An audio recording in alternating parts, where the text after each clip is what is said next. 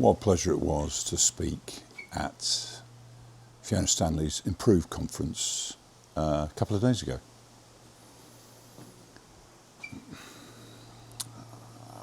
I did a keynote speech and I'm not sure. I had this inspiration to try to have people understand what it was like to have a brain injury, and so I didn't just speak to it, I tried to sort of show it. I appeared kind of dishevelled in my cycling gear and kind of got angry with the presenters and couldn't make the kit work.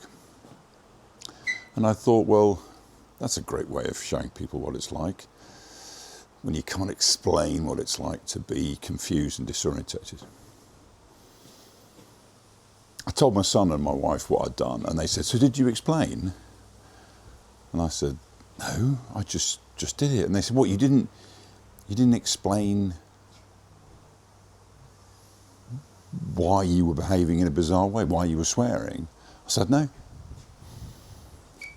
And they said, "Well, that's crazy because they're not going to understand." So I don't know. Did they understand? I'm not sure. The thing is, when you write, now that I write a lot, we always get told, show, don't tell. You know, let the reader figure it out. But of course, I guess if you're a reader, you can go back and read the page again, whereas people couldn't go back and ask me, why were you banging your hands on the table and why were you crying?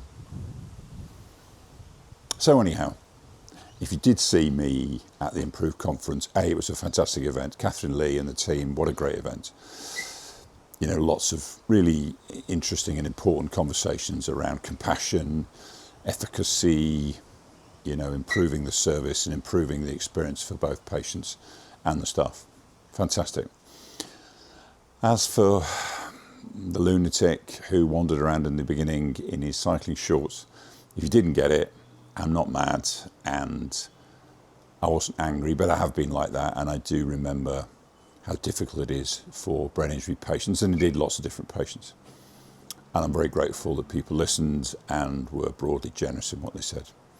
So next year, who knows? Naked with a barbecue set tucked under my arm, I don't know. We'll see. But thanks again.